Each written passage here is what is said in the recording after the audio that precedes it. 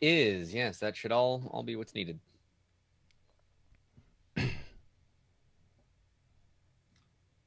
And that should be coming in any second now. Yep, and we're all set. We're streaming. We are. We're waiting for, I don't know if anybody's actually going to tune in on this one. I do a terrible job at promoting these because I have been quite busy. You haven't even trimmed them yet, have you? No, not really. Hey, I have a very limited amount of time in every day right now. I'm excited for your book, though, that you're into the main pre-press stuff. Yeah, well, I mean, just between the critique show that we just did and now, I confirmed the type of leather with the press and the headbands, which are the things that bind all the pages together, and they've got little color bits on the end. What colors those should be for the different editions. So even if we only had a few minutes of time, I'm like, okay, I got to write that email now because I got to get, what if I've got to order something or what have you, make sure that it works. All right, I think we're good level wise. Check 1, 2, 3. If you know what, I do want to bring up the chat, so hold on. Of course, because I want to have that in a separate window. So I'll Scott Shaw's here. Hey, gentle, what's up, buddy? There's our chat. Let me shrink this back down so that I can see the preview. I don't need you anywhere at all. Sorry to everybody that's tuning in here. Steve is switching gears, as it were. Yes, we didn't have a whole lot of time between the last one and this one, although that's because we were having too much fun, so that's not a bad thing. We were going really late, and there was a point where I went, we've got 3 more images, let's go through them, and I thought, wait a minute, I don't really care. This is too fun. We had such a good time. And not to mention, we had participation in the chat. We're talking, if you're just tuning in, we're talking about the fact that we just did our monthly image critique show, and our guest this time around was the amazing Andy Anatko. Hey, Drake is here. And Andy brought an insight that I was exactly what I was hoping for, and that was not the anal crazy pro photographer, you should have been at 1.2 instead of 1.0. It was a much more real one. Yes, and I quite like that. So, Jane stopped by. Arctic Penguin is here from Seattle, who was on the critique one. Scott was there. This podcast is going to turn into like the after show for the critique show. Yeah. Well, see, but what we should do one time is do them in reverse. Yeah, sure. We should just flip it just one time to see what happens and do yours first and then do mine. I'm going to check our camera angle. So if people are wondering what's happening, that's me. That's Dawn. There's our news stories that are coming up. We've got some really, really good ones. So yeah, we're going to be doing some fun stuff. I'm good to go. Whenever you are, I can pause and go into your intro. And I always say this, you never do trim the beginning off, but if you did, at least we've got the formal opening. Well, exactly. And I probably should, but nobody's really complained at me. So there you have it. Okay, so you ready? You want me to do that? Hold on. Let me just do a local recording here. Just make sure that's going. And I'm going to send you a virtual camera feed so that you know when things are happening. There we go. So you should now see the 2 of us, Don. I do. And then just me, and then just you. Yeah, and then that should all be good. So Okay, so you'll see everything. All right, let's do this. Did you see what Scott said in the chat? Love the grizzly look, yeah. And here's the thing, Scott, you are the first person to say anything. I grew it for 2 weeks after the holidays, and then it drove me nuts, and I shaved it. And then this is probably 2 weeks now, maybe 3. And I just thought I'd do it, and you're the first one that's actually commented. But then again, most of the time I'm out with a mask on, and people can't see it. So, all right. I think we are good to go. Dawn, here's what I'm going to do. I'm going to go to the pure white. It'll run your logo. Come in tight at the end of the logo, and you're rocking. All right, sounds good. Here we go. Hi, everybody. Here we go.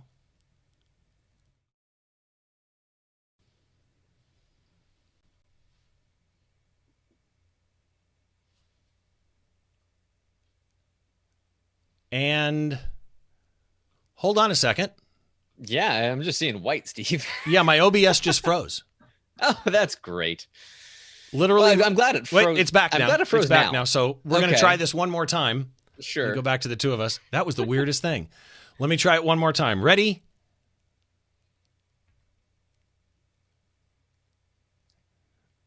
Well, isn't that the weirdest thing? Hold on. All right. So if anybody's watching this, this is failing drastically. So here's what I'm going to do. I'm going to stop the stream, reboot OBS, and restart the stream. Don't go anywhere. Be right back. How funny. Okay, tell me when we're live and streaming again, although I'll see it. So it should be coming up now. Yeah, sorry about that, everybody. Again. Yeah. All right, we're going to try this. Take 14. I should have rebooted OBS between the two shows, and I didn't. So we are going to try it again. Ladies and gentlemen, here we go.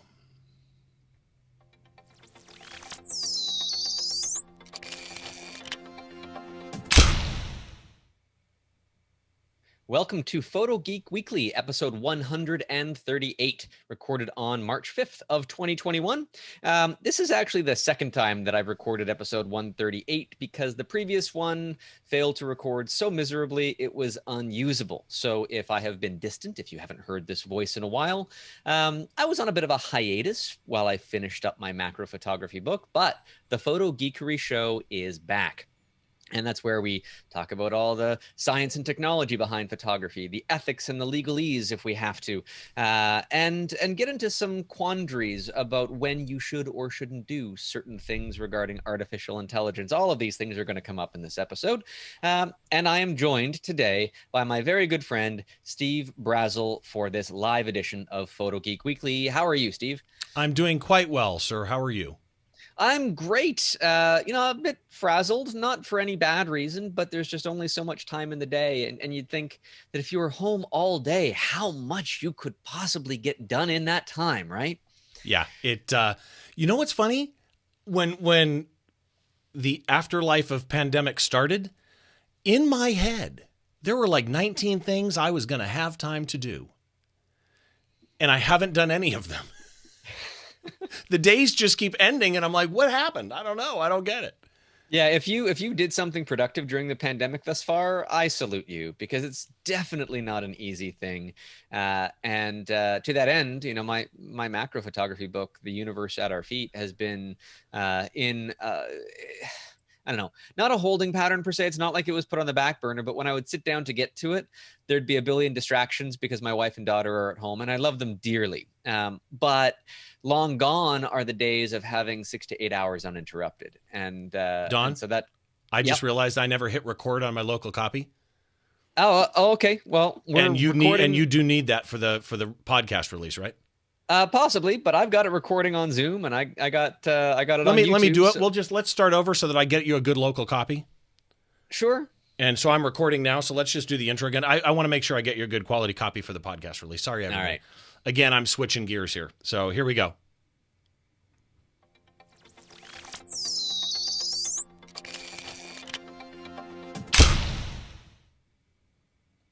Welcome to Photo Geek Weekly, episode 138, recorded on March 5th of 2021. The third time I have said the words episode 138 at the beginning of one of these episodes. One completely garbage thanks to recording issues. One just a few seconds before this because somebody forgot to hit the record button on the other end. Because technology is wonderful when it works, but when it doesn't, well, that's why we're here now on this very special live episode of Photo Geek Weekly. And the man running the board, who's hopefully pressing all the right buttons next to me right now, is my good buddy, Mr. Steve Brazel. Steve, I don't know what I'm doing anymore. Yeah. How are you, my friend? As we were just saying, that nobody else is going to hear except for the people that were watching this live, that the pandemic has really put, thrown a stick in the spokes, as the old proverb might go, of productivity. And I'm so thrilled that my macro book is now at the press. We're doing the press checks and final decisions on things like that right now. And I couldn't be happier, because now that that is lifted off my shoulders, I do kind of feel a little bit more creative moving forward, and a little bit more energized to do more of these podcasts after a brief hiatus when I basically had to put blinders on in order to finish one big project and get a little bit more freedom to even really just pick up the camera. Yeah, no, I'm the same way. And what I was saying in the third recording or whatever it was that we were doing this is, the pandemic to me has been the weirdest, like, black hole of time, where I had all these grandiose ideas of redoing a website or redoing a portfolio or creating this or doing that. And every day just ends with me going, I didn't get to that. Where'd the day go? And it's been, 12 months of that. It's been weird. It has been. And, I think that the new normal that we've all kind of settled into during the pandemic and we found our way about it now, but we still have the problem of seeing where one day ends and the next one begins, even 1 week to the next. My wife has a bit more structure in her life because she works 3 days out of the house on a week, and I'm in dad mode those days the entire time. And I don't regret that one bit, but playing with Paw Patrol toys and making couch forts is not exactly professionally productive work. No, but it's the important work. It is. It very much really, is. When we really talk about life, right? All the fun stuff we're going to talk about today, really the important stuff is that child's got their dad right there. Oh, yeah. And I wouldn't trade that opportunity for the world. But I do like to geek out about photo stuff like we're about to do on this podcast, the Photo Geekery Show, where we've got some great stories lined up. Everything from space and artificial intelligence and ethics that might go with that. And, well, I'll save it. We're just going to get through these stories as we continue on. And the first one is near and dear to my heart because not only do I love space and I love robots, and I love space robots that go to Mars through rocket-propelled sky cranes on another planet, which is just fantastic. I also like stereoscopic 3D photography, and this checks every single one of those boxes, Steve. A closer look at the Mars Perseverance rover's incredible cameras. So the system that they say it's got 23 cameras, and yes, some of them are hazard avoidance cameras. Some of them were on the capsule and the sky crane and all that.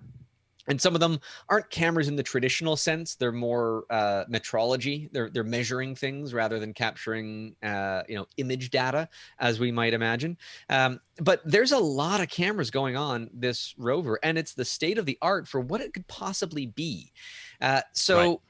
Steve, I'm sure you've looked at the rundown and seen exactly what these cameras do and why they're included. It is a wonderful array of sensors and technology for scientific analysis, sure, but some of it just makes pretty pictures that we can all sit back and say, wow, the accomplishments of humankind. You know what struck me in this article? And that was it's JPL and it's NASA. Obviously there's going to be some forethought there. But it was really interesting to me to see for a Mars rover what they chose to include, and each one having its specific role, for lack of a better phrase. So there's 23 cameras on this thing. 9 are specific to engineering. 7 are specific to science. And there's 7 cameras that cover the span of arrival departure type stuff. Entry, descent, landing, that type of a thing. Really, to me, that was a big part of this article, was just the way that they chose to divide up. Cameras aren't being multiple use. Cameras have a specific purpose based on technology, zoom ability, resolution, color capability, and the one on the mast cam Z, is pretty crazy. It is, but I also want to give kudos to all the cameras that they put on the entry stage devices that had such a short-lived life that they really served no purpose if everything went perfectly. Because the delay in data transmission back to NASA would mean that if something went horribly wrong, they'd see some evidence of what went wrong. But if everything went right, that data would only be back at Earth after the rover was successfully on the ground. Right. Speed of light stuff, right? Yeah. So the fact that they put all those cameras there for just in case things didn't work or didn't work perfectly, that would be a learning tool, and that's all they were for. But to be honest, every camera on this particular piece of technology is a learning tool. Yeah. So first of all, the main camera to me, what it can do was, I don't want to say the word surprising. Again, we're talking JPL. There was some interesting stuff in this article. So a normal zoom lens, right? You have to be able to zoom that lens in and out. Elements move on rails. You have to have grease. You have to have lubricant of some sort so that they don't break down right away. But all of those things cause a lens to break down over time. Grease deteriorates. It has less ability. So what they did here is you can't service that on Mars. So they designed these lenses in a way that things move on rails with no friction, perfectly machined, and without need for lubricant. So they got a zoom lens that if something is right near the rover, like we're talking that Mastcam Z, if something's right near the rover, they're saying it can focus on it if it's the tip of a pencil. And up to a football field away in 3D, because there's actually two cameras, it can focus on something the size of an almond. And it has calibration charts. There's something that looks kind of like on the deck of the rover. On the deck. It looks like a little sundial. And so it can calibrate itself, which is a nice novel thing to have, especially on Mars where, your white balance, I was going to say a joke. It's like my camera doesn't have a white balance setting for Mars. Well, theirs probably would, but things are so varied, especially when you want to get that scientific accuracy. Right. The thing about this is, and some people have brought it up to me, it's like, Don, really it's 2021. Why are these cameras only 1600 by 1200 resolution? Well, the idea behind these cameras is, number one, that's all you need. Number two, that's all that is capable of surviving in the vacuum of space on the way there, and then surviving in the very thin Martian atmosphere with cosmic radiation and such, because it has to be hardened technology. But number three, your bandwidth of sending image data back is so low that if you had a higher resolution sensor, your bottleneck is not the resolution of the sensor, it's the stream of data back to Earth. Okay, right? So I had somebody, a guest for Behind the Shot the other day, send me a potential image that we're going to discuss. And they sent me the original TIFF, and it was 247 megabytes. And I've got gigabit internet, but that day it took me minutes to download. We're coming from Mars, right? First of all, that resolution is, to me, shockingly good. So we had the rover before, right? Curiosity rover. And you need to really look at not just what the resolution is, but how are they improving these systems? So now that we've got this particular rover, and now we're comparing to Curiosity, Curiosity didn't do color. These do color. These lenses have a wider field of view in them. And this is technically a higher resolution than what we had before. Yeah. They shoot RGB, they shoot infrared, they shoot ultraviolet, they have the zoom, they have that no grease thing that I talked about. In reality, for what we're doing, these are absolutely amazing. There was one thing I didn't understand, and I watched all the videos. And by the way, the one video showing the whole zoom thing was really, really fascinating. But the one thing that I didn't get was they mentioned an 8-position filter wheel in the article. Do we know what that is? That's probably because the CCD sensor does not have any filters in front of it, so that it can collect full spectrum light. It can collect infrared light. It can collect ultraviolet light. So what that probably is, and I'm going to guess here, but one of those filters can make it visible light, what we can see with our own eyes. Okay. I'm assuming that there might be, if it's a filter wheel, an option that has no filter in that same wheel so that it just collects everything. Then there might be one for infrared. There might be one for ultraviolet. There might be some band pass filters where it's only going to collect between like 400 and 500 nanometers of light.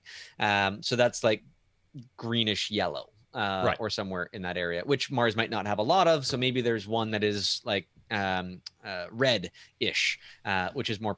I don't know exactly what these are, but there's a lot of different filters that you can do to filter down light to very specific frequencies or let it all in. Yeah, which makes sense.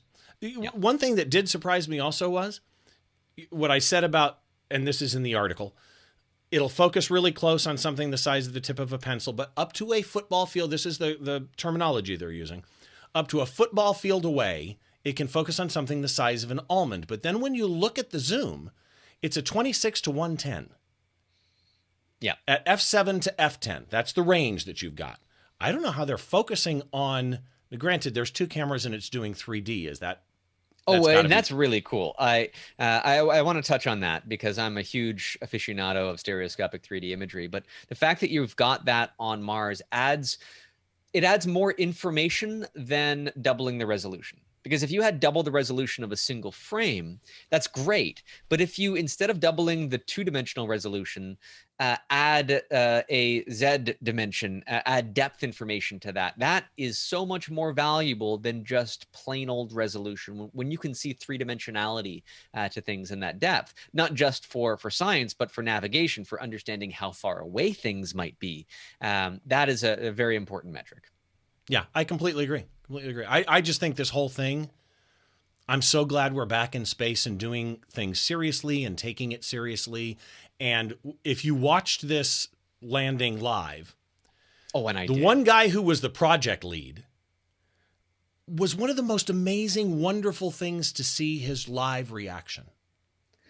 And it's one of those things that if you didn't watch live, watching it after the fact doesn't have the same impact. It's not like a sports game where it's like, don't tell me what happened, I'll see who wins later. There'd be no way avoiding the news of the successful or failed landing of the rover seconds after the fact. You have to be present in that moment if you really cared about it. And it just brought me to tears. I was just, with every bit of pressure that this pandemic has put on us, to have these wonderful accomplishments of mankind out there in that moment of just pure unbridled success, I loved it. And the fact that photography is at the core of all this stuff. And you know what? Sometimes it's a camera equipped with a laser to vaporize rocks, and the camera's only purpose is to detect what that rock was made of when it turns into vapor. So technically that's a camera, but it's not a camera by any standard means that we are familiar with. Still though, lasers and cameras, I love when they go together. Well, and when we were doing the critique show with Andy Anatko a second ago, a few minutes ago, whatever it was, I mentioned that when Curiosity first went to Mars, I got a connection from somebody to possibly get somebody from JPL to come on with one of the shots from Curiosity.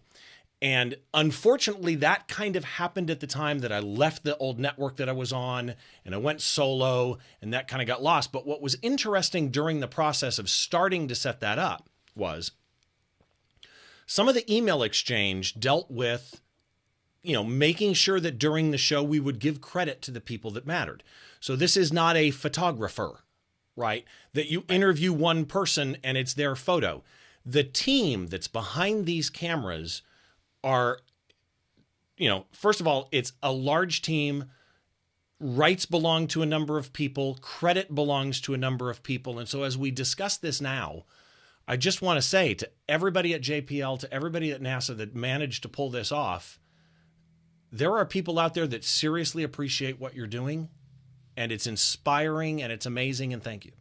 And all the subcontractors that made the little parts that go into all of these different things. It's just an incredible team, and not one person could do it. But could you imagine, Steve, designing a camera that you are going to make exactly one of, at least one well, I guess two, because they do have it like a second rover on Earth that they use to troubleshoot certain things. But really one that ever goes into the field. And it's not like when we have our mass-produced cameras these days. They've got oodles of features and bells and whistles, and they're used as profit centers because once you put the R&D into it, then you can make money selling it. There's no selling rovers. So you have so much money going into one of these things being utilized for science. You have to do it right.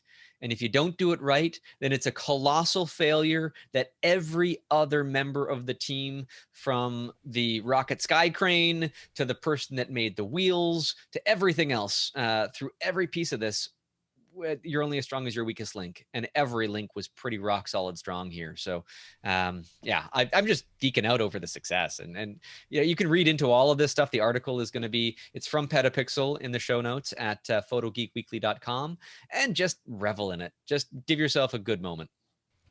Yeah, it's a great story, and seriously, go watch the videos, because some of the videos where they're showing computer rendering of how everything works in animation are fascinating. It's wonderful. Right. Well, let's move on to our next story. Okay. And this one is, it kind of strikes a chord for me in both positive and negative ways. From DP Review, deep nostalgia AI tech animates old photos and brings them to life. Now, I'm surprised it's taken this long for this technology to exist, because we have AI that can generate faces from nothing, and we've got deep fake technology. We'll talk about one of those in a minute as well. But if you can take an old photo, maybe from before you were born, maybe from one of your relatives, and you can make their eyes move around and blink, and you can make them smile and their head tilt, as we're seeing in this video, from somebody that is likely long dead or has nowhere near the same look as they do. Is this okay? This seems like it is the beginning of an episode of Black Mirror, and it's not perfect.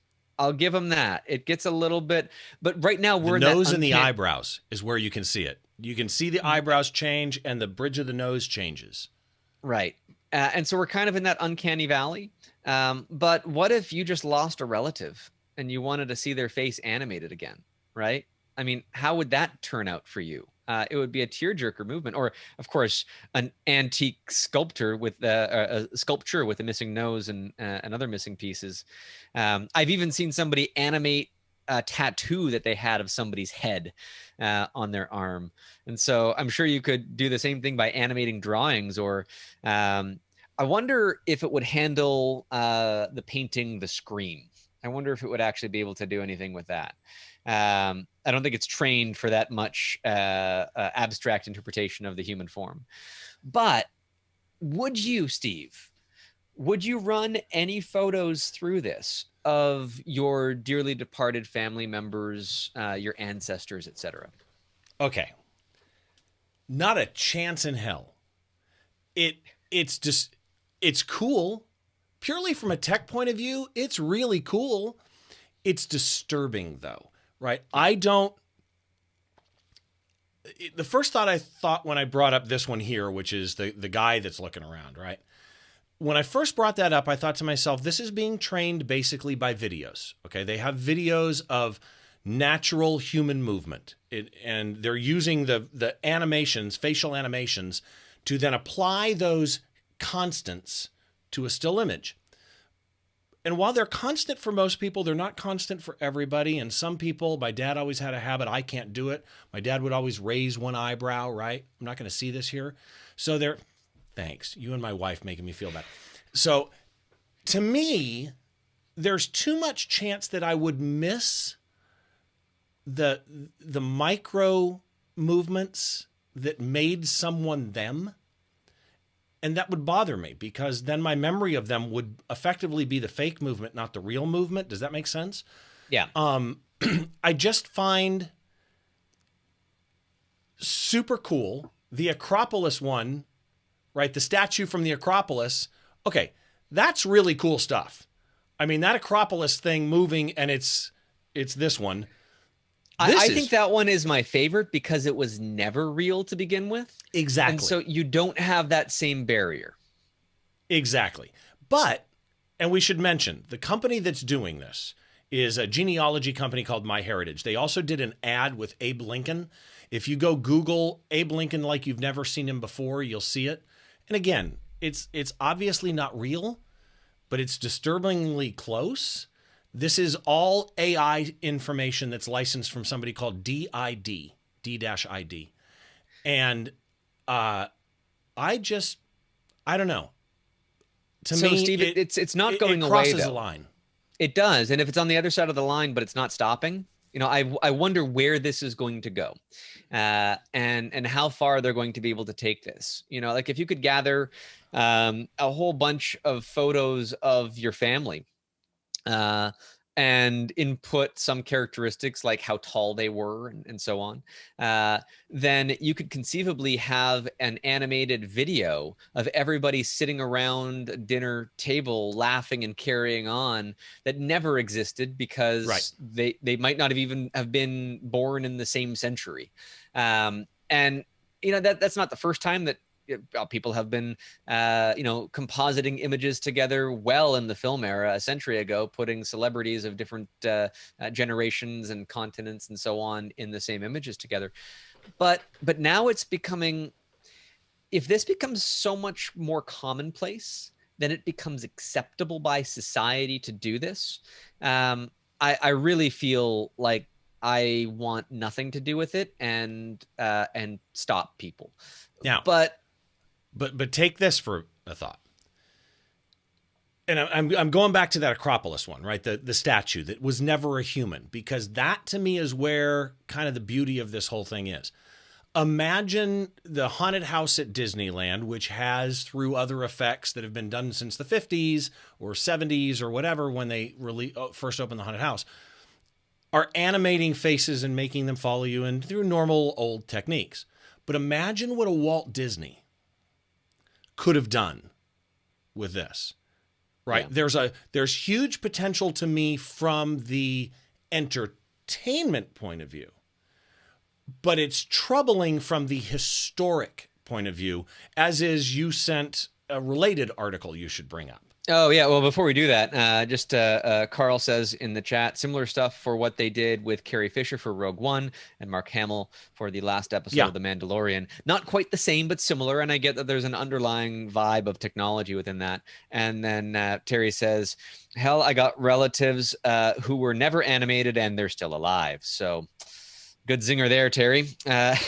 Let's go into the related story. And this one, this is where things get even more controversial in my mind, because Tom Cruise, this is a Petapixel article, Tom Cruise isn't on TikTok. It's a shockingly realistic deep fake. And so this looks like Tom Cruise. It sounds like him if you could hear his voice. And there's a bunch of TikTok videos that are just deep fakes that purport to be Tom Cruise. And I watched them.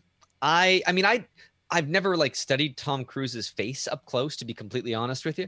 And I'm not sure if he's aging well, what his wrinkles look like now, etc. I haven't seen whatever his latest stuff is. But I'm sure that they could match all of that. So if they could completely fake a celebrity appearance, number one, this is just like fodder for the paparazzi. They could just make any celebrity do anything they want and maybe pass that off as real. I don't know. But you have to ask yourself, when Tom Cruise, and he has, right? When Tom Cruise saw this, was he flattered or was he angry? That would be interesting to know. The guy who made the Tom Cruise one actually came out and said, this is way harder than people think that it was to make. He got a very well-known Tom Cruise impersonator so that he could get close. Mm-hmm. Even then, again, nose and eyebrows, you can really see it. But it was already a Tom Cruise impersonator, so now it's just blending the look a little bit, in comparison to somebody who didn't look like him. But I'm curious what the person on the receiving end of this thinks. Because to me, I honestly, I started to say what I would think if somebody did it to me. Well, it's your likeness, right? They're violating your likeness in a sense. And that's the other question, is that lawsuit capability. I mean, Tom Cruise is a public figure. I don't know that he has any recourse for that. But yeah, there's a lot of lines here that are not in stone. Well, and again, just like the previous one, this technology is only going to get better, right? So what if somebody with nefarious ideas comes up to you and says, hey, Steve, here's these photos I have in you from a motel room 2 nights ago. Looks like you were having a lot of fun, and that doesn't look like your wife. What are you going to pay me to bury those? I don't remember that hotel room. Exactly. But the thing is, if people can blackmail people in positions that whomever they are blackmailing to hide something from, they might believe it. This could be the next big scam for people. And I love technology, but the better it gets, the more easily it can be misused for people with bad intentions. You know, there's some interesting comments on this. I'm so glad people come and do this in the chat because there are some really interesting takes on this. Gary Monroe said, doesn't matter how good or bad deepfakes are right now. The point is it is inevitable that people will be made and there are no current rules limiting it. And Carl said huge gray areas. And that's the thing. And there's always been gray areas, right? There's been gray areas in everything that we do that's creative to a point. But this is, you know, Dolly the sheep type stuff. It's tip of the iceberg for what the possibilities are going to be. And all it needs is more powerful artificial intelligence, more computational muscle behind it. And that's exponentially increasing, right? So we can expect that this type of thing will increase. And when it does, where will we be? To some degree, it's like, okay, well, if I need to go to a public event, maybe I could have a robot that looks and sounds just like me to wave and smile and cut a ribbon and what have you. If I was a celebrity like Tom Cruise. Well, what was the one movie with, now I got to think of it. And it was just that, where it was Scarlett Johansson and somebody else, The Island, I think it was called. Don't think I saw it, but. And they were basically, it was celebrity people paid to have clones of themselves that were there in case they got in an accident or something, they could harvest body parts from them. Now, this is all virtual, but still. Well, of course. But, you know, it's an interesting concept that if I needed to, if I could train an artificial intelligence to record this podcast and I could just be, you know, upstairs playing with my daughter, if it had the mental insight to say the same things, that's an entirely different story than just faking an appearance, right? So the appearance thing is actually far, far easier. Like you mentioned, necessary like body tics or actions, raising an eyebrow, verbal enunciations. That's almost impossible right now to recreate. But again, we're tip of the iceberg. We have no idea how our own uniqueness is going to be infringed upon in the future. And if you can have this deep fake stuff, if you can animate a photograph, we're in very interesting times. The fact that over the next decade, that this technology is going to take off, we see the exponential growth in all of these things. All it takes is somebody with an idea to program it to really make it a reality, and we'll be there.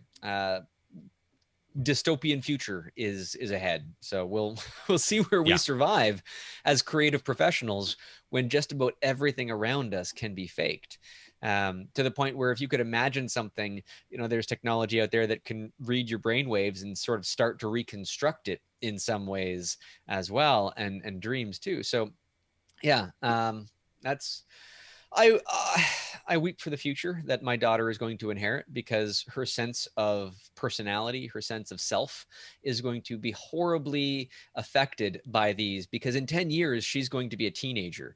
And who knows what social peer pressures, what body images, et cetera, are going to be on the mind of a young person during that generation. It's not going to be pleasant, I don't think. No. And there's somebody made the comment in there, Moore's Law applies here. That's really what it comes down to me is, this is cool, but man, could this go wrong? Man, I mean, think about the stuff you can make a famous person say now in this world that will completely ruin someone's career. And if it gets good enough that people can't tell, I mean, there's a lot of gray area here, but and Carl also says it sounds like in Altered Carbon, where a body is a sleeve and your consciousness, your mind is held on, I think it's like a little disc on the back of your neck. And so long as that's intact, but your body dies, then you can go into a new sleeve. Exactly. Per se. I don't think we're quite there yet, Carl, but goodness, science fiction is coming closer and closer every day. And we push limits in other directions as well, which brings us to our next story. And that is from DP Review. The new Phantom TMX high-speed cameras can record at up to, drumroll, 1.75 million frames per second. Now, that's a bit of a marketing scheme, because yes, they can, but that's not for photographic purposes. It's like that laser camera on the rover that's detecting emissions, from whatever's been vaporized. At that rate, it's a metric system to measure the distance that something is traveling. But at usable resolutions, that's where things get a lot more interesting, because the previous flagship was the V2512. And if you wanted to get 75,000 frames per second, it could do it, but it could only do it at 500 by 500 pixels resolution, which is okay if you're, maybe Mythbusters in the early 2000s. But it's really not, like, it doesn't scale to full proper HD or 4K or anything like that. But now this new model, they're specifically referencing in the video the TMX 7510. It can do 75,000 frames, actually 76,000 frames per second at 1020 by 800, which is much more serviceable. Actually, it's 76,000 at 1280 by 800. Yeah, I thought I said 1280. Did I not? I thought you said 10, but yeah, either way. Okay. But anyhow, that is sufficient for any institute to put into a documentary film or any cinematic use that requires that for whatever the reason. And at that rate of speed, man, that's something that we've never seen before. Now, these are also not your typical cameras. These are basically boxes with a handle on them. I just love the industrial designs of these things. And they're not designed to be operated alone. Typically, they're rented with a trained operator, and they can include up to 512 gigabytes of memory. Your camera having 500, like a half a terabyte of RAM. Those are the limits that you need to go to get here. Well, what do you think about this pushing limits in this area? Is it needed? Obviously, not something that you're going to own, but it's not something I'm going to own. But the videos that I've been showing where you're watching a bullet go into ballistic gel, yeah, or glass cracking, the ability to understand. Imagine watching a building be imploded, but at this type of a frame rate where you can really see how structures fail. That could help you in earthquake preparedness, for example. Understanding how glass breaks could help you understand in designing safety glass. These type of things have phenomenal industrial applications. And we're going to go back to the resolution thing we talked about on Mars. This thing does 76,000 frames per second at 1280 by 800, but it will do 300,000 frames per second at 1280 by 192. Yeah. So that's like, again, you need to measure something cutting across the frame and see exactly how it interacts with whatever it likely impacts into, if you need that kind of frame rate. Well, and it does color or black and white. In monochrome, it'll do 40,000 to 200,000 ISO. Right. And in color, 12,500 to 63,500 ISO. This is, to me, this is a huge thing from an industrial point of view. I'm not going to own it. You're not going to own it. But Nat Geo, or to have like a hummingbird's wings, virtually still. Exactly. And maybe after 2 seconds of video, you see them twist up a little bit, or so. I don't know how fast they move. That's exactly it. That's exactly where I see this, is that world in between. Or between what we see and what we know, you'll be able, and think about what you'll be able to measure based on slow motion footage like this. I was just thinking of the SpaceX Starship SN10 that exploded on the landing pad after it successfully landed, and a few minutes went by because it had some methane leaks. But to see something like that exploding in slow motion would be scientifically valuable and really cool. And so there's a crossover there. Again, I mentioned Mythbusters because they're famous for a lot of their slow motion explosions and what have you when they were on the air. And I'd always love to see when they would race over to the high-speed camera to see what it would capture. And to say that that technology has improved, I think now it's more firmly in the realm of science and less in entertainment. Because to be honest, there's not many things you need to capture moving that fast. Or if you do, especially in nature, the light required to illuminate it at those frame rates can cause harm to your subject. Your subject could catch fire with that much light attached to it.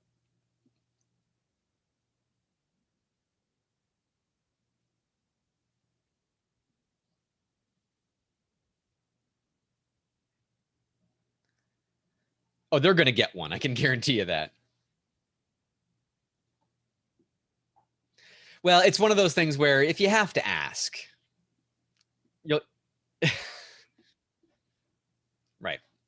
And neither will I. Again, I don't know if Phantom sells their cameras outright. I think that at least in the past, for specific models, it was a rental only business, and I don't know if that was true for everything in their portfolio. What's that? Yeah, yeah. Oh no, no, they're talking about you, Steve. They're not hearing you for some reason. There's no audio. You know from what? I had Steve my mic muted. Sorry about that. Yeah, thank you, Carl. I thought you were talking about the video. But that would be funny, though. And thank you, Gary, for mentioning that. I'm muting things here as I'm moving around so that it doesn't get picked up on the mic. But it would be interesting. You know, my question is, does this thing do what an R6 does or an R5 does? Does it overheat at 8K 60? Oh, well, these things have industrial fans on the back of them. And yeah, there's no audio because these things sound like jet engines themselves. There's no possible way that any audio could be recorded near them. And even if you could at that frame rate, your audio is just going to be some weird inhuman thing. It's not going to be interpreted in any possible way like image data could be. Yeah, yeah. Totally agree. So I'm looking forward to seeing footage that's shot with these things. I might never get my hands on one. I've been in the room with these devices before in the past on a number of occasions, and it's always a fun thing to see what they're able to capture. And what they typically do is they'll have a cartridge, a magazine that has an SSD in it. And I think this one has SSDs up to 8 terabytes that can go into it. And it just does a rolling write. So you might, depending on your settings, you might get 3 seconds of footage over whatever size of magazine that is. And it's constantly rewriting. So you have to say stop right after you got the footage. Because if you don't say stop fast enough, then your footage is being written over again just because it's a constant cycle thing. Well, and that's another argument for the resolution here is that because you're shooting so many frames, if those frames were large, storage becomes a nightmare. And you don't need it, right? You're not looking at resolution in the end result. You're looking at the blend of those frames together in a slow motion type thing. So, yeah, just lots here. Yep, lots to talk about. And but there's only so much that we can practically look at because we'll never own one. But we might own what is in the next story, our final story for the day, and that is from DP Review. It is Gitzo has created an everlasting legend tripod with unlimited warranty. Okay, great for Gitzo. It actually looks like a fairly nice tripod. I do have a Gitzo tripod amongst others. So a couple of things about this right off the bat. Number one, it's great. It's got a nice backpack camera bag thing that comes with it as well. But Gitzo, a very well-established company or a brand by an even larger company that also owns Manfrotto. A lot of people don't know that they're owned by the same company. There's big dollars there. This is being launched as a crowdfunding campaign on Indiegogo. And I want to get your opinion on two things, Steve. What do you think about this tripod to begin with? But the fact that we've got a very large established corporation using a crowdfunding platform, not as a means to make a product come into existence, but as a marketing and sales tool. Okay. Strong thoughts here. First of all, looking at the Indiegogo page right now in front of us. This thing is their original ask was $20,000, which is a ridiculous, stupid number. No, that number means nothing. It's a number you put out there so that you can then say that you're 1,544% over goal. They've raised $308,000. Now, a couple of things, because you brought up these points, and to me they're very, very valid. This is not just an established company. Gitzo is legendary. They are considered one of the top tripod companies that there is. I'm assuming they've got the money to do R&D. They've managed throughout the life of their company to come out with updated, new, better tripods and ball heads. This one, no exception, unlimited warranty, free replacement parts, 70% of the replacement parts, which is 170 replacement parts, 70% of them are user replaceable and they will just send you the part. That's all really cool. I don't know why you need to float this on Indiegogo. I don't understand why a company of this caliber can't create this product unless maybe they're using it as a pre-marketing tool, something like that. It's absolutely a pre-marketing tool. I can guarantee you. Well, but again, I'd argue that I have some ethical, not a ton, but I do have some ethical issues with that. There's a bag that goes with it. It's interesting to me, the bag. The bag also has an unlimited warranty to it, which that's more dangerous to me because people are going to beat the bag to death. But they're Gitzo pricing here. The backpack is $179. That is not a cheap backpack. It's not crazy. The tripod's $519. That's normal price for a Gitzo tripod, maybe even a little less. $699 for both. Again, I understand what they're doing. Steve, feels I got to interject here. Okay. Who do we know as a company uses crowdfunding campaigns to market their bags and tripod? Peak Design. Peak Design, who Amazon just ripped off. That was a funny video. Did you see that, by the way? I did not see that one, so maybe we'll save that for another episode. Yeah. But I bought the Peak Design travel tripod because I really like the design. It's the first time that Peak Design had ever made a tripod before, so it wasn't really their market. They're kind of expanding into a new area, and they were hugely successful with that. And that's a company that built their company on crowdfunding. And you've got the old guard companies like Gitzo. And Canon did this as well with another little clip camera product that I bought just to see what the process was. And I was disappointed with it. But my idea here is if it's a product that you could normally market through other means, then don't kind of play on this crowdfunding campaign idea unless you're really stepping out on a limb and doing something really unusual, really obscure, something that is such a niche product that you're not sure you would be able to get the sales for. That's what I would love to see more of on these platforms, not just a pre-sale mechanism like, well, I can go to B&H and hit a pre-order button. I'm sure most big camera stores have that functionality as well. But this they're using as a way to just get more eyeballs. It does make marketing sense. They're going to make more money because of it. I don't think it's ethically right for them to be using these platforms because I think that these platforms should be used for something else. And let's talk about the tripod itself a little bit. We might as well do that. Yeah. We're giving them the press already. 3.2 pounds. It's got a payload limit of 8 kilos, 17.6 pounds. And let's see, max height is 65 inches. Minimum height is 16.9 inches, 4 leg sections. But they say one thing on this page, and this really sums up, to me, part of the problem.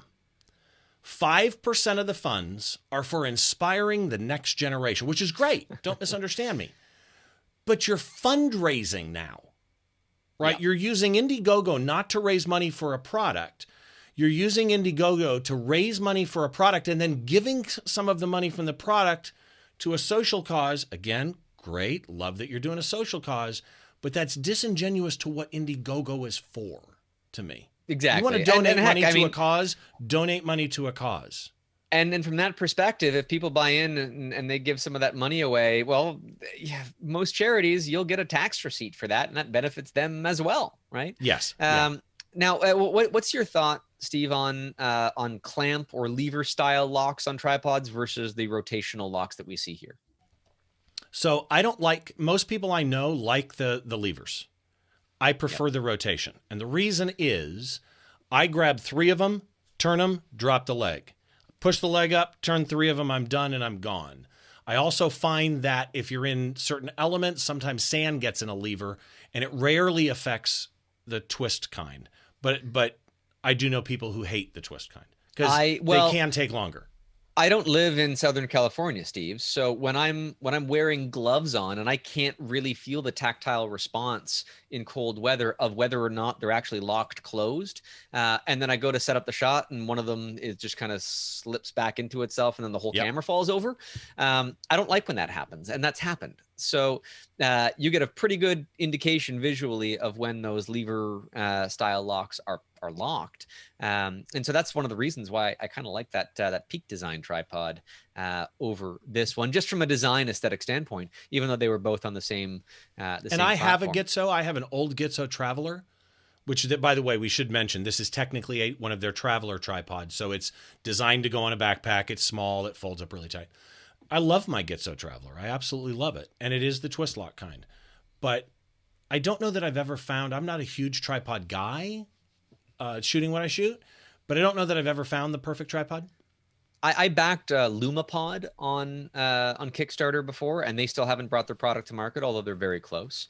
So they've had some delays there as well. I know our good friends at Platypod are working on a really creative ball head with a design unlike anything the market has seen before. I've used it. So I've had my hands on one as well. Yeah. And apparentally it's been redesigned since I've even had it. Yeah, that's a better way to word it.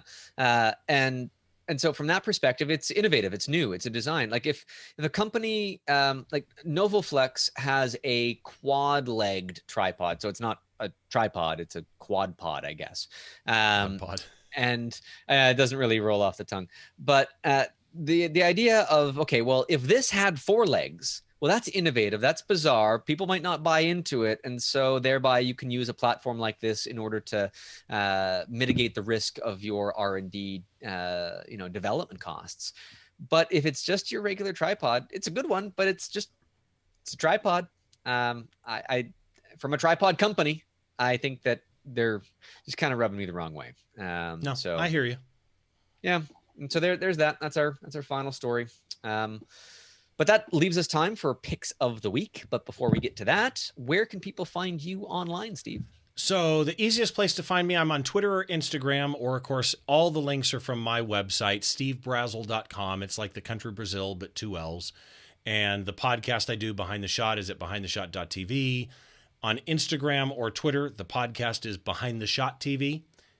Me, Steve, at Steve Brazel on Instagram or Twitter. Twitter is still my favorite. I'm on Instagram a lot too, but I kind of live on Twitter. I absolutely love Twitter. So that's the easiest place to find me. And then again, you and I do the image critique shows at the beginning of each month. We do one a month. We've done 17 of them now. Just did one today. So if you haven't watched that, head over to my YouTube channel, which is Behind the Shot on YouTube. We had the great Andy Anatko on helping us critique images, and we'll do another one next month. So make sure you check that out too. Perfect. And we find you quite frequently over here at photogeekweekly.com. And usually I do a better job of engineering things. Usually, but hey, we're working through it. Yeah.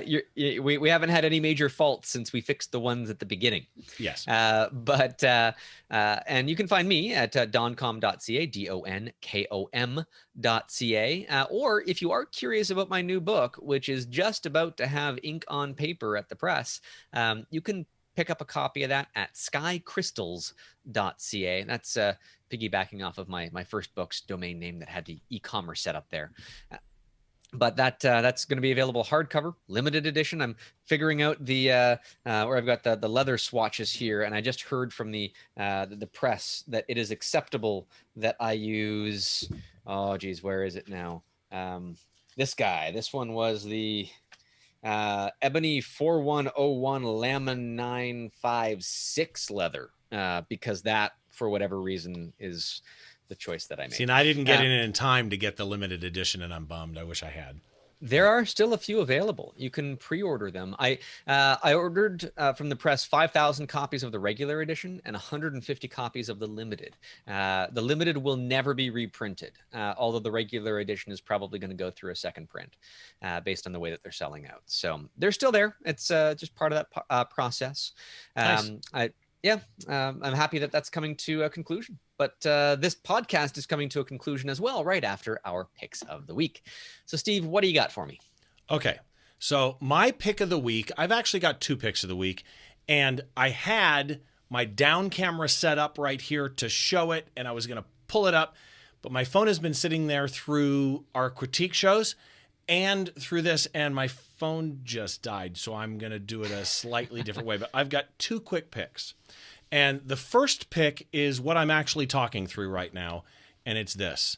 It's a Sound Devices Mix Pre 3. Okay, so I've been a radio for 40 years.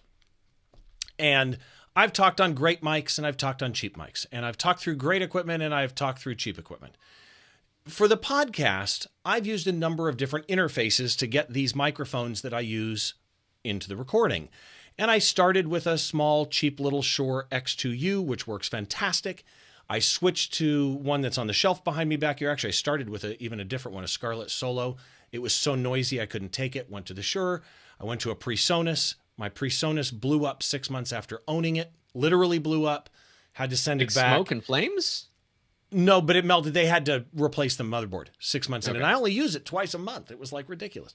So finally, I've heard from all of these people that the best thing you can get is this particular thing, which is the Sound Devices Mix Pre 3. And I'm like, God, I don't really want to spend that. It's a podcast. I'm not, come on. Well, I bought one. I get it now. I totally get it. This thing is absolutely amazing what it will do. I've got presets in, whether I'm using the mic that's above me, the boom mic, whether I'm using this mic. I've got compressors turned on or limiters turned on. Its recording capability is phenomenal. I am recording on it right now, and I'm even recording Dawn on it right now. It's a phenomenal piece of hardware. It's not cheap. It's $710, but it's fantastic. And the other thing that I was going to show, which unfortunately my phone died, is this piece of software. So what I normally do is, and it's going to be difficult to show you right now, but sitting next to me, I have a super clamp with a giant thick gooseneck arm and a phone mount. And I put my phone mount in that with a Lightning to HDMI adapter that I run into my ATEM Mini. I can use it as a down camera where it could have, I used it the other night for a show actually. I can hit a button and suddenly you can see what's on this board next to me. It's like a cutting board to make it look a little nice in the background. But the problem is it's over here to my left. Well, on my iPad, I run this piece of software, and it's Filmic Remote. And what it does is it lets me mount my phone on this mount, not have to touch it. I can zoom in, zoom out, change the lens on my phone, change the white balance, all from my iPad remotely. And Very it cool. works absolutely fantastic for this. So as we are all doing, I think, we're all doing more hybrid video and audio stuff along with our photography, or we are all trying to use our phones for certain things. If you've never used Filmic Pro, which is a kind of a pro video app on phones, the ability to use Filmic Pro and get a clean HDMI out of my phone and then remote control it is a godsend for what I'm doing nowadays. All right. Well, and Terry said, is this the one you keep forgetting to turn on? No, it's been on for 3 hours now, literally with the camera on, which is why it sucked the battery and died. Yeah, well, that's one of the big evolutions in technological advancement that we're going to see. I think in the next little while is battery tech is due for some big bumps in performance. And I've been waiting, and I charged my phone back up when it died, so I'm going to pull it up here really quick. There you go. If we talk tech, oftentimes we're talking, Steve's $700+ Premix 3. And I've made some very expensive recommendations before, but this one is really low tech and it isn't directly photography related, but I've got this. This is the spray bottle to end all spray bottles. Now, why is this important? Well, one of my biggest bodies of work besides snowflakes is water droplets. And I've done a ton of images with that. And I've always been using just standard spray bottles that are, just the, squeeze variety, although that's a screen cleaner, so I wouldn't want to do much with that. But this, all I have to do is press the trigger to kind of wake it up, and then I can cover my computer with water, which is maybe not a great idea right now. But it is an automated spray that just keeps going and going and going. And well, if I angle it the right way, yeah, look at that. I'm getting everything wet. But it does have a fairly fine mist, and your trigger finger isn't going to get very sore. And the density, the amount, the volume of water that comes out of this thing is pretty intense. Now, I don't have it up in front of me right now as my pick because I was going through my show notes. But if I just click on that link here super quickly, I can tell you that it cost me $29.99. And that It's Canadian, so it's probably less expensive in the U.S. It holds, I think it holds about a full liter of water, which is quite substantial for what it is, and just as a photographic tool with a nice fine spray to get those water droplets that you really need. Or heck, if you got a greenhouse, you got some plants in your kitchen, just give them a nice dusting of water once in a while. They'll like that too.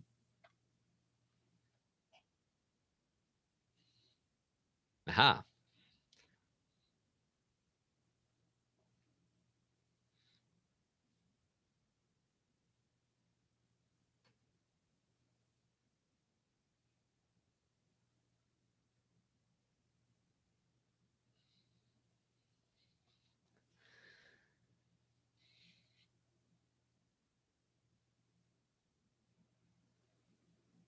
It's a pretty cool tool.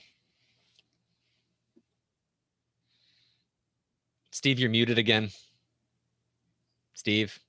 Oh, you're muted again, according to that Gary. was an accident that I hit the mute there. And people are commenting that Steve keeps muting the audio. It's been a long day. I hit it by accident. But anyway, so this is the remote where I can do this on camera. I can zoom in and do whatever I want to, We're all good, show Steve. A product. That's a right really there. cool demo, and I actually want to set one of those up myself now because that is so incredibly useful. And that's the Filmic Remote software that's doing that for you, right? Yeah, Filmic Remote and then Filmic Pro. I love it. Jane said everybody's leaving now. I'm so bad with this mute thing. I'm screwing up so bad. Anyway, so that's my pick. All right. Thank you for that pick, Steve. And thank you for everybody that was listening, either live or after the fact. If we were talking too much about visual things, well, you'll just have to take a look at the YouTube stream and catch this with any of those visual cues that you might have otherwise missed. But it is March. We are pretty well 1 year into this pandemic. And that's when I started the change to our slogan. And so thank you again for a wonderful episode, everybody. And it is time to stay in and shoot.